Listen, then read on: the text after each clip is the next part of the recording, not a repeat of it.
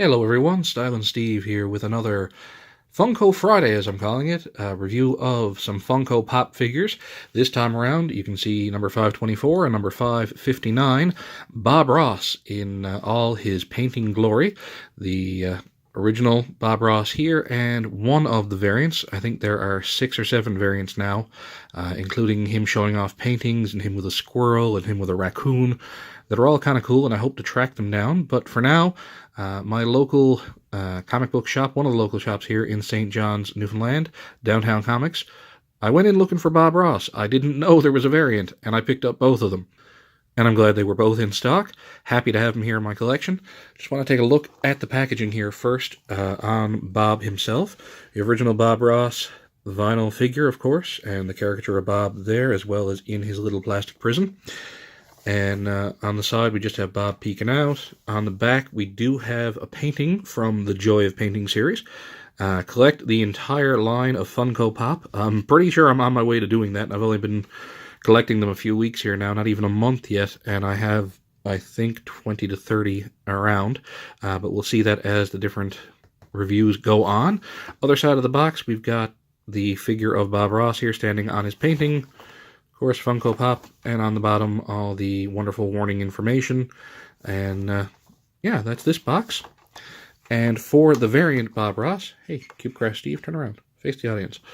For the variant Bob Ross, we have him again with paintbrush, as he was seen in some of the intros from the Joy of Painting series. Number 559, on the back we have another painting from the Joy of Painting series, and it looks really nice. The box, the artwork on the box is just stunning. I love it a lot. Of course, on top is that, and the bottom is, of course, our warnings. So, without further ado, I'm going to get the boys out of their plastic prisons. It's just the Funko box, which is usually pretty easy to open up here, unless it's going to prove me wrong this morning. And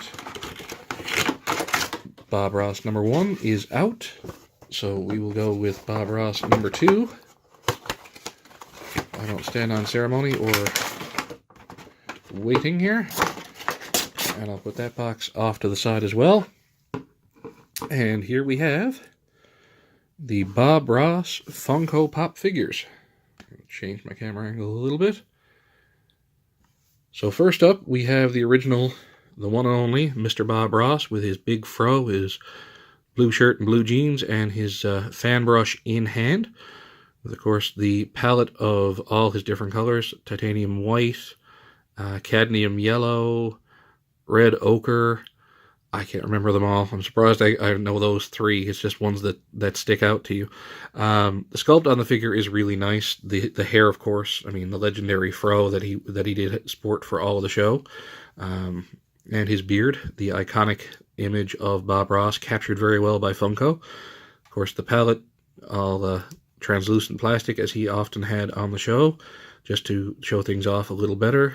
Blue shirt, blue jeans. Like, the sculpting on the jeans is good, right down to the pockets that are showing there.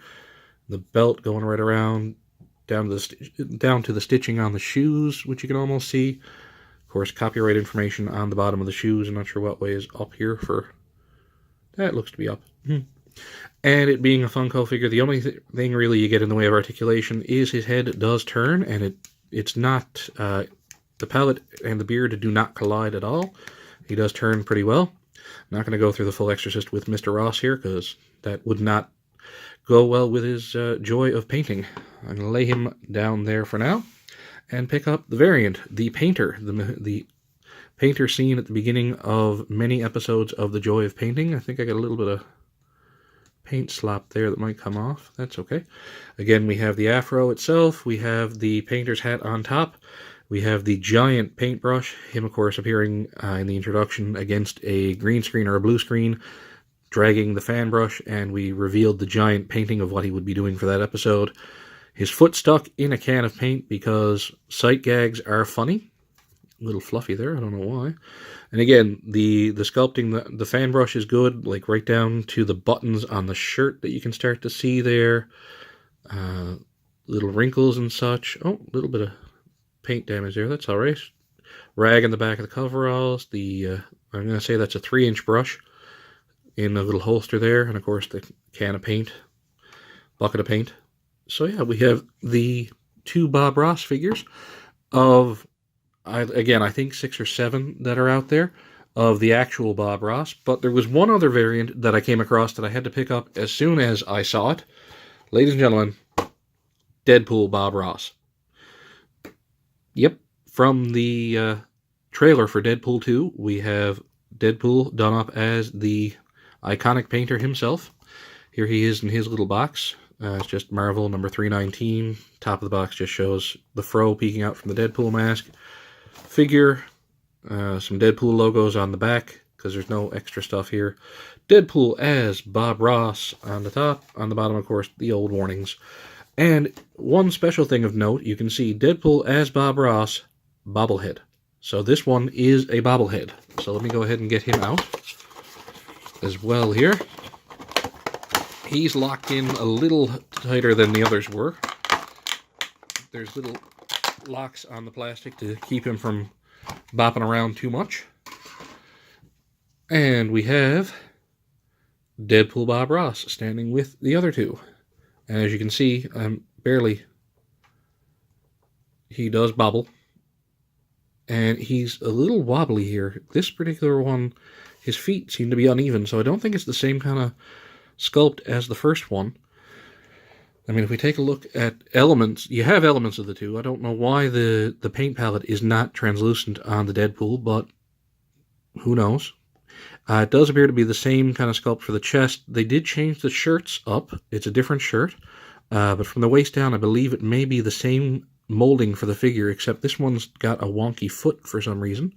And of course, the head is different. The fro, different, lighter color there.